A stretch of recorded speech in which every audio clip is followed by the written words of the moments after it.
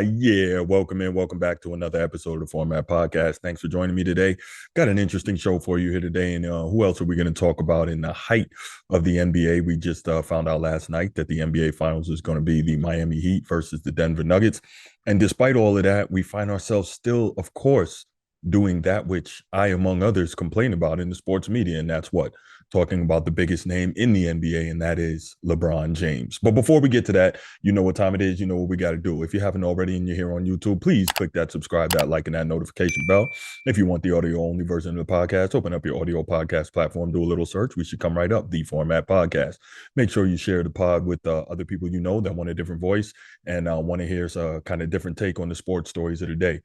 Make sure you give us that 5-star review if you enjoy the content. Do all that. We rise in the algorithm. We get more subscribers, help more sports fans find us, and help us find more sports fans. Now let's get right to it.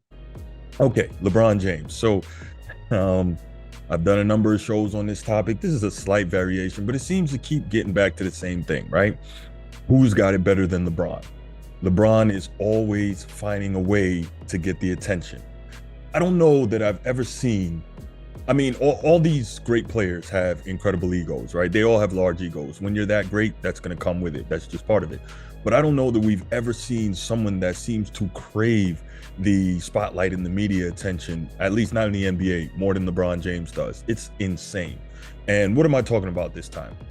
I'm talking about the guy that anytime the attention is not on him, he has to do something to say, look at me, look at me.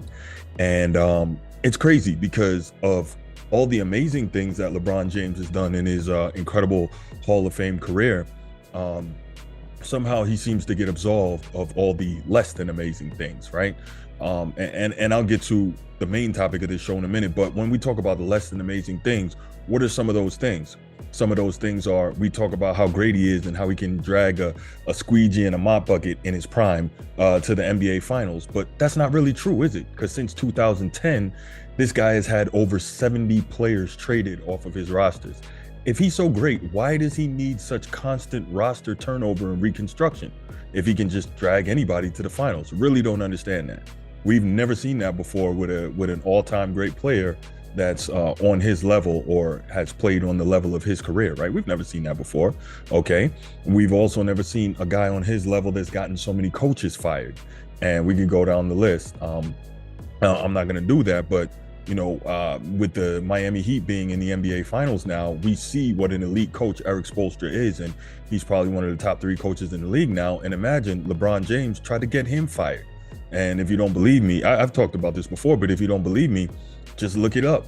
Pat Riley speaks on LeBron James trying to get, Pat Riley speaks on Heat players trying to get Eric Spoelstra fired. Now, of course, they didn't specifically say LeBron James, but, you know, with this guy's track record, we know it was him.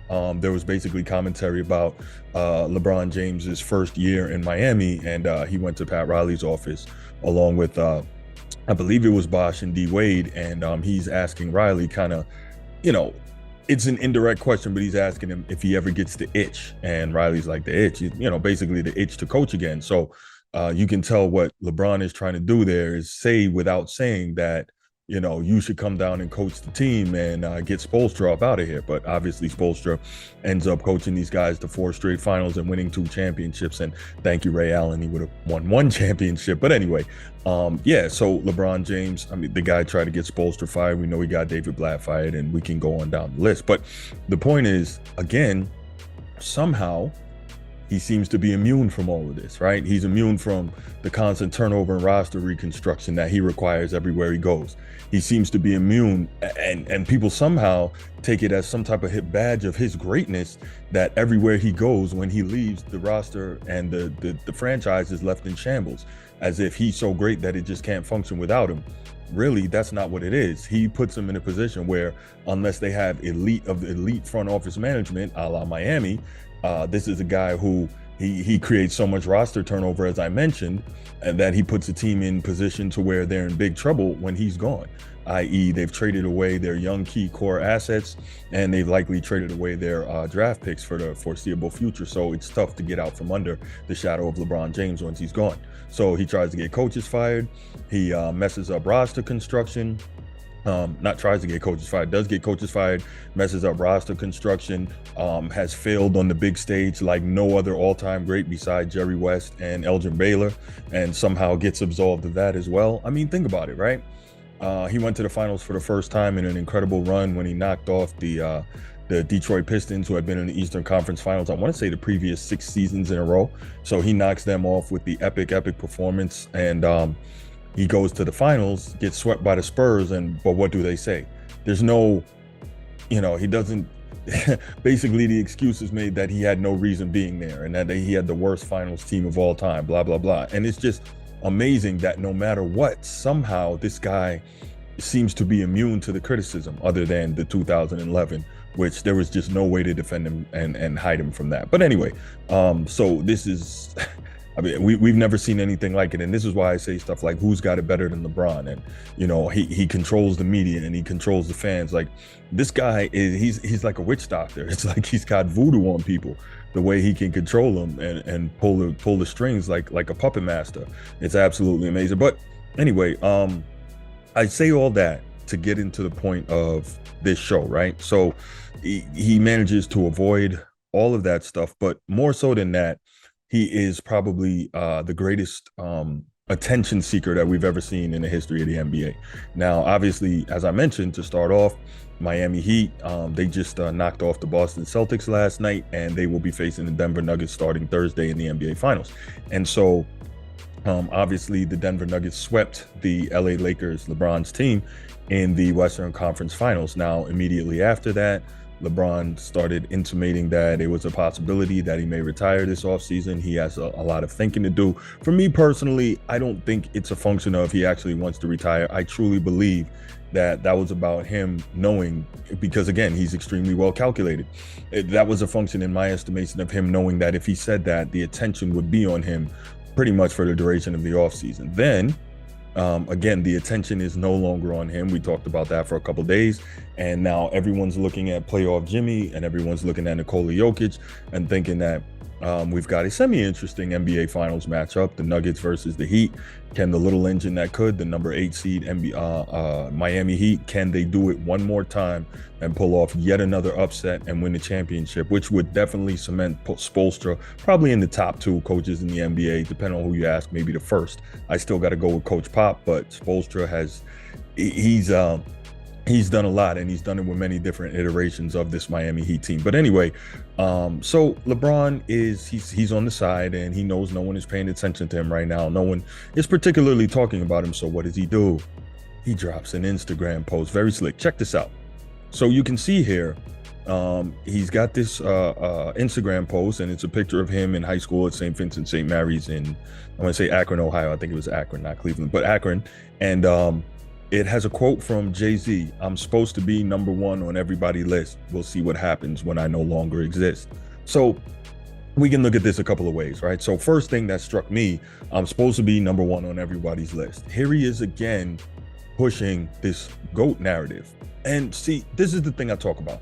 The more he and his camp push that he's the GOAT, the more I think people push back. Because if he truly was what he believes he is, and I have no doubt he believes he's the greatest of all time, but if he truly was that, his game on the floor would do all the talking. He wouldn't need to do all this. So I can't understand for the life of me why he has to continue to try and lobby him, Rich Paul, all his minions and cronies, Nick Wright and Shannon Sharp. Why they have to continue to try and lobby in a court of public opinion to change people's minds and name him as the GOAT? Why do you have to do that? If you're that, your play will stand on its own, but it doesn't.